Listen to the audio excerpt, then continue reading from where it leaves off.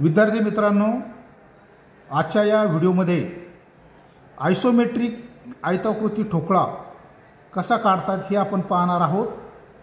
आयताकृती ठोकळ्यामध्ये लांबी दिलेली आहे 100, रुंदी दिलेली आहे 70 आणि उंची दिलेली आहे 50 mm। तर चला आयसोमेट्रिक पद्धतीने आयताकृती ठोकळा कशा पद्धतीने काढतात हे आपण पाहूया। प्रथमतः आयसोमेट्रिक ॲक्सिस आपल्याला काढून घ्यायचे आहेत। या ठिकाणी लांबीसाठी आपण आयसोमेट्रिक ॲक्सिस काढलेला आहे, हा उंचीसाठी आहे आणि हा आयसोमेट्रिक ॲक्सिस रुंदीसाठी आहे। या ठिकाणी आपल्याला याचं मार्किंग करायचं आहे।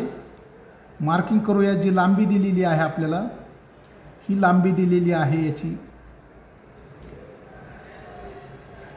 80 mm। याची जी उंची दिलेली आहे, उंची दिलेली आहे 50 mm।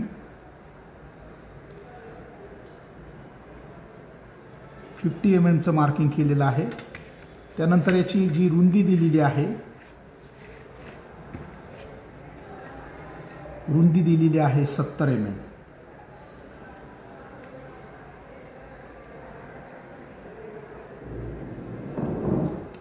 तर या ठिकाणी आपण याचं लांबीचं मार्किंग केलेलं आहे, रुंदीचं मार्किंग केलेलं आहे आणि उंचीचं मार्किंग आपण केलेलं आहे। उंचीच्या मार्किंगला आपली जी लांबी आहे त्या लांबीला आपण पॅरलल लाईन काढूयात। त्यानंतर या बाजूची व्हर्टिकल लाईन असेल मापरेषा काढण्यासाठी, एक्सटेन्शन लाईन। त्यानंतर ही जी रुंदी दिलेली आहे या रुंदीची व्हर्टिकल लाईन काढणार आहोत। त्यानंतर इकडची जी लेंथ आहे त्या बाजूला आपण